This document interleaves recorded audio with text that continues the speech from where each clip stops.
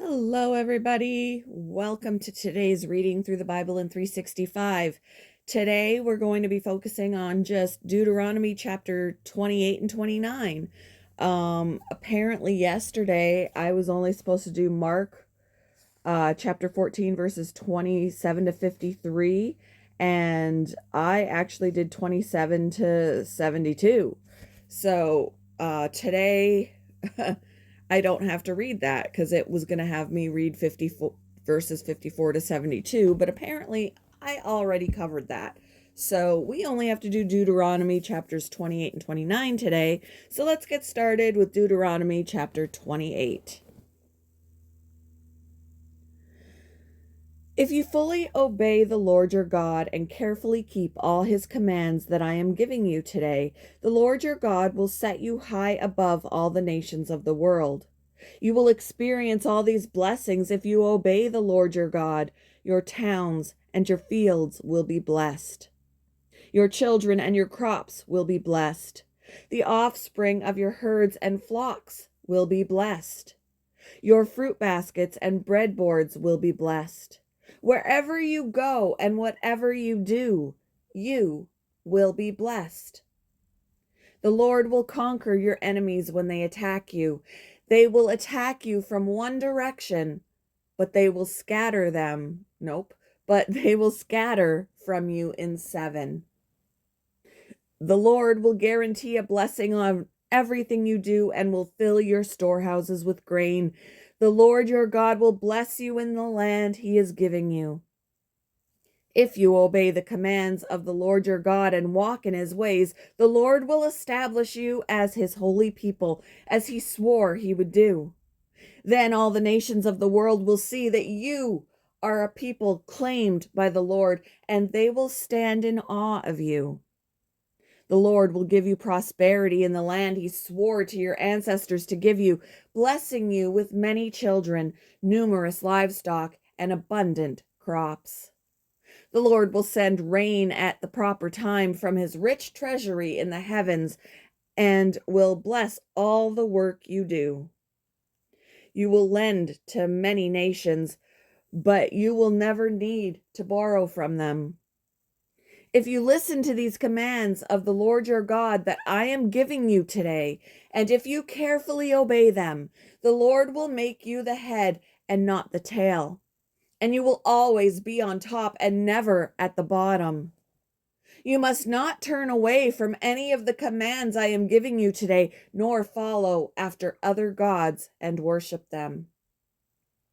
But if you refuse to listen to the Lord your God and do not obey all the commands and decrees I am giving you today, all these curses will come and overwhelm you. Your towns and your fields will be cursed. Your fruit baskets and breadboards will be cursed. Your children and your crops will be cursed. And the offspring of your herds and flocks will be cursed. Wherever you go and whatever you do, you will be cursed.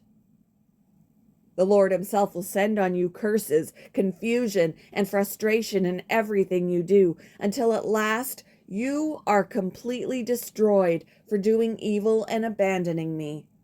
The Lord will afflict you with diseases until none of you are left in the land you are about to enter and occupy. The Lord will strike you with wasting diseases, fever, and inflammation, with scorching heat and drought, and with blight and mildew. These disasters will pursue you until you die. The skies above will be as unyielding as bronze, and the earth beneath will be as hard as iron. The Lord will change the rain that falls on your land into powder, and dust will pour down from the sky until you are destroyed. The Lord will cause you to be defeated by your enemies.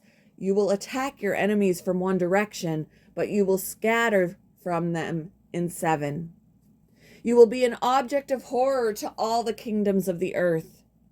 Your corpses will be food for all the scavenging birds and wild animals, and no one will be there to chase them away. The Lord will afflict you with the boils of Egypt and with tumors, scurvy, and the itch, from which you cannot be cured. The Lord will strike you with madness, blindness, and panic. You will grope around in broad daylight like a blind person groping in the darkness, but you will not find your way. You will be oppressed and robbed continually, and no one will come to save you. You will be engaged to a woman, but another man will sleep with her. You will build a house, but someone else will live in it. You will plant a vineyard, but you will never enjoy its fruit. Your ox will be butchered before your eyes, but you will not eat a single bite of the meat. Your donkey will be taken from you, never to be returned. Your sheep and goats will be given to your enemies, and no one will be there to help you. You will watch as your sons and daughters are taken away as slaves. Your heart will break for them, but you won't be able to help them. A foreign nation you have never heard about will eat the crops you worked so hard to grow. You will suffer under constant oppression and harsh treatment. You go mad because all the tragedy you see around you. The Lord will cover your knees and legs with incurable boils. In fact, you will be covered from head to foot. The Lord will exile you and your king to a nation unknown to you and your ancestors. There in exile, you will worship gods of wood and stone. You will become an object of horror, ridicule, and mockery among all the nations to which the Lord sends you. You will plant much, but harvest little, for locusts will eat your crops. You will plant vineyards and care for them, but you will not drink the wine or eat the grapes, for worms will destroy the vines. You will grow olive trees throughout your land, but you will never use the olive oil, for the fruit will drop before it ripens. You will have sons and daughters, but you will lose them, for they will be led away into captivity. Swarms of insects will destroy your trees and crops. The foreigners living among you will become stronger and stronger, while you become weaker and weaker. They will lend money to you, but you will not lend to them. They will be the head, and you will be the tail.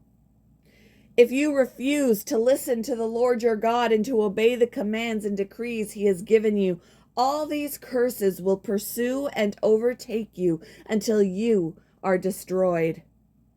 These horrors will serve as a sign and warning among you and your descendants forever. If you do not serve the Lord your God with joy and enthusiasm for the abundant benefits you have received, you will serve your enemies whom the Lord will send against you.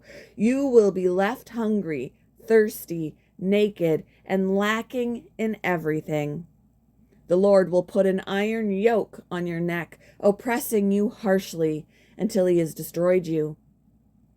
The Lord will bring a distant nation against you from the end of the earth, and it will swoop down on you like a vulture. It is a nation whose language you do not understand, a fierce and heartless nation that shows no respect for the old and no pity for the young. Its armies will devour your livestock and crops, and you will be destroyed. They will leave you no grain, no new wine, olive oil, calves, or lambs, and you will starve to death. They will attack your cities until all the fortified walls in your land, the walls you trusted to protect you, are knocked down. They will attack all the towns in the land the Lord your God has given you. The siege and terrible distress of the enemy's attack will be so severe that you will eat the flesh of your own sons and daughters, whom the Lord your God has given you. The most tender-hearted man among you will have no compassion for his own brother, his beloved wife, and his surviving children. He will refuse to share with them the flesh he is devouring, the flesh of one of his own children, because he has nothing else to eat during the siege and terrible distress that your enemy will inflict on all your towns. The most tender and delicate woman among you, so delicate she would not so much as touch the ground with her foot, will be selfish toward the husband she loves and toward her own son or daughter. She will hide from them the afterbirth and the new baby she has born, so that she herself can secretly eat them. She will have nothing else to eat during the siege and terrible distress that your enemy will inflict on all your towns. If you refuse to obey all the words of instruction that are written in this book, and if you do not fear the glorious and awesome name of the Lord your God, then the Lord will overwhelm you, and your children will overwhelm you and your children with indescribable plagues. These plagues will be intense and without relief, making you miserable and unbearably sick. He will afflict you with all the diseases of Egypt that you feared so much, and you will have no relief.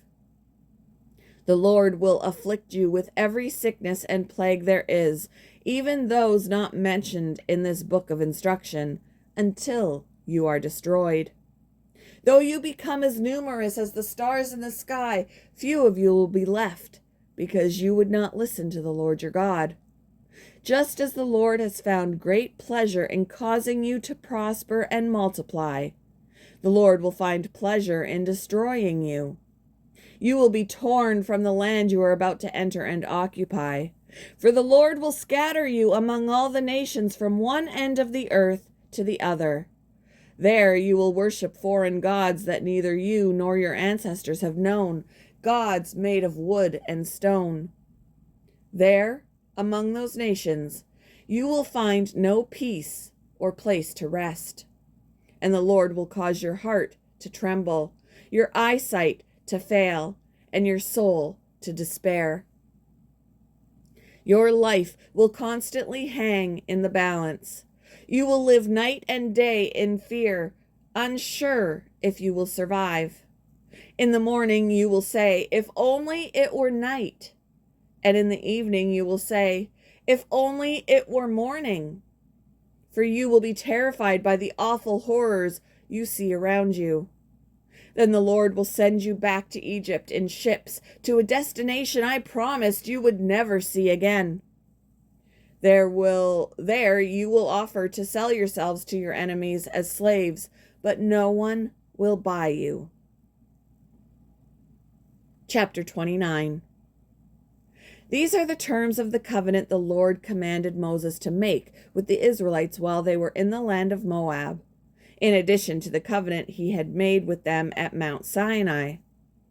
Moses summoned all the Israelites and said to them, "You have seen with your own eyes everything the Lord did in the land of Egypt to Pharaoh and to all his servants and to his whole country. All the great tests of strength, the miraculous signs, and the amazing wonders. But to this day the Lord has not given you minds that understand, nor eyes that see, nor ears that hear. For 40 years I led you through the wilderness, yet your clothes and sandals did not wear out. You ate no bread and drank no wine or other alcoholic drink, but he provided for you so you would know that he is the Lord your God. When we came here, King Sihon of Heshbon and King Og of Bashan came out to fight against us, but we defeated them. We took their land and gave it to the tribes of Reuben and Gad and to the half-tribe of Manasseh as their grant of land. Therefore, obey the terms of this covenant so that you will prosper in everything you do. All of you, tribal leaders, elders, officers, all the men of Israel, are standing today in the presence of the Lord your God. Your little ones and your wives are with you, as well as the foreigners living among you who chop your wood and carry your water. You are standing here today to enter into the covenant of the Lord your God. The Lord is making this covenant, including the curses. By entering into the covenant today, he will establish you as his people and confirm that he is your God, just as he promised you, and as he swore to your ancestors Abraham, Isaac, and Jacob. But you are not the only ones with whom I am making this covenant with its curses. I am making this covenant both with you who stand here today in the presence of the Lord our God, and also with the future generations who are not standing here today. You remember how we lived in the land of Egypt and how we traveled through the lands of enemy nations as we left. You have seen their detestable practices and their idols made of wood, stone, silver, and gold. I am making this covenant with you so that no one among you, no man, woman, clan, or tribe, will turn away from the Lord our God to worship these gods of other nations, and so that no root among you bears bitter and poisonous fruit. Those who hear the warnings of this curse should not Let's try again. Those who hear the warnings of this curse should not should not congratulate themselves, thinking I am safe, even though I am following the desires of my own stubborn heart. This would lead to utter ruin. The Lord will never pardon such people. Instead, his anger and jealousy will burn against them. All the curses written in this book will come down on them, and the Lord will erase their names from under heaven. The Lord will separate them from all the tribes of Israel to pour out on them all the curses of the covenant recorded in this book of instruction. Then the generations to come, both your own descendants and the foreigners who come from distant lands, will see the devastation of the land and the diseases the Lord inflicts on it. They will exclaim, "The whole land is devastated by sulfur and salt. It is a wasteland with nothing planted and nothing growing, not even a blade of grass. It is like the cities of Sodom and Gomorrah, Admah and Zeboim, which the Lord destroyed in his intense anger." And all the surrounding nations will ask, "Why has the Lord done this to this land? Why was he so angry?" And the answer will be, this happened because the people of the land abandoned the covenant that the Lord, the God of their ancestors, made with them when he brought them out of the land of Egypt. Instead, they turned away to serve and worship gods they had not known before, gods that were not from the Lord. That is why the Lord's anger has burned against this land, bringing down on it every curse recorded in this book. In great anger and fury, the Lord uprooted his people from their land and banished them to another land, where they still live today. The Lord our God has secrets known to no one. We are not accountable for them, but we and our children are accountable forever for all that he has revealed to us, so that we may obey all the terms of these instructions.